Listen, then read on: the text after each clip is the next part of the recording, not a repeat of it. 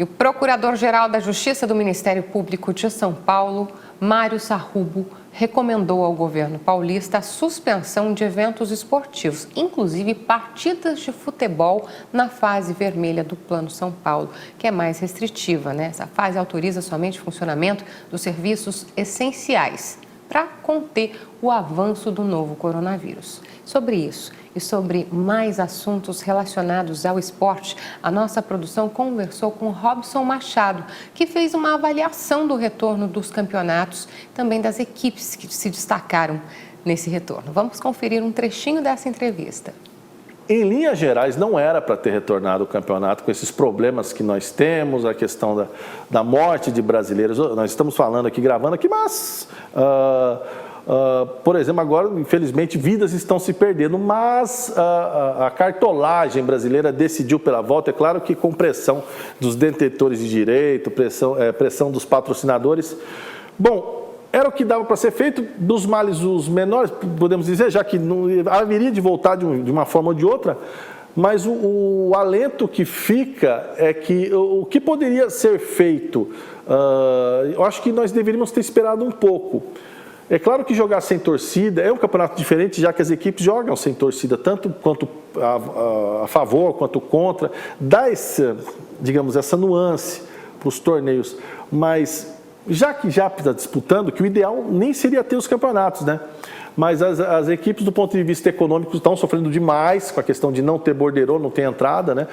As empresas estão tirando o pé de patrocínios e afins, e por aí vai. Um dos reflexos é que a grande empresa, a grande detentora de todos os direitos de transmissão dos grandes campeonatos, não tem mais poderio econômico para tal. Então você vê Fórmula 1, Libertadores migrando para outros grandes conglomerados de mídia, né? Como outras grandes emissoras.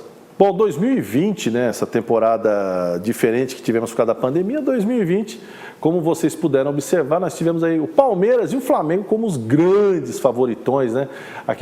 As duas equipes que tinham o maior poderio econômico e transformaram esse poderio econômico em título. Então, basicamente, não sobrou nada para ninguém. Ou o Palmeiras era campeão, ou o Flamengo era campeão.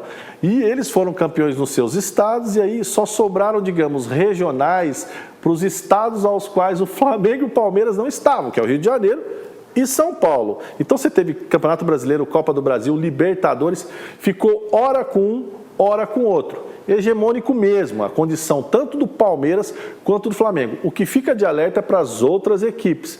Você tem o Corinthians com gravíssima problemas financeiros. O São Paulo tentando se reestruturar, trazendo figuras históricas, conhecidas de uma nova gestão. O Santos ainda passando por problemas de ordem financeira, aquela penalidade que a FIFA aplicou no clube.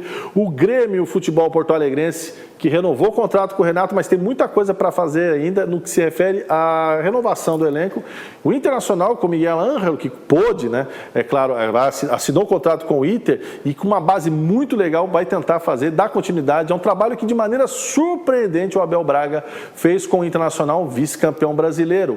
E aí o Atlético Mineiro, aí sim o Atlético Mineiro, tentando chegar no nível tanto do Palmeiras quanto do Flamengo. E aí a Série B, infelizmente, com grandes camisas, né, disputando lá a volta para a Série A, como Cruzeiro, Vasco, Botafogo, Guarani, enfim, essas grandes equipes estão na Série B, que vai ser a pior Série B. Mas uma coisa que eu conversei com o Guilherme, que faz comigo o Toque de Classe Futebol no outro nível, que as equipes que subiram, foi o Guilherme que me disse, as equipes que subiram da B para A são equipes estruturadas e que fatalmente não cairão já no mesmo ano, 2021. Então você tem Chapecoense estruturada, você tem o Cuiabá que está estruturado, obviamente, né?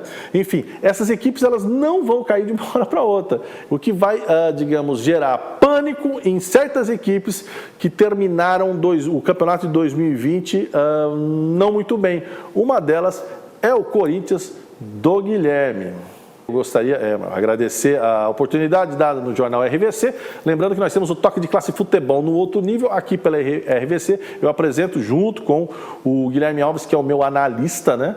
E como vocês sabem, a última, única e verdadeira mesa redonda de fato do jornalismo esportivo brasileiro.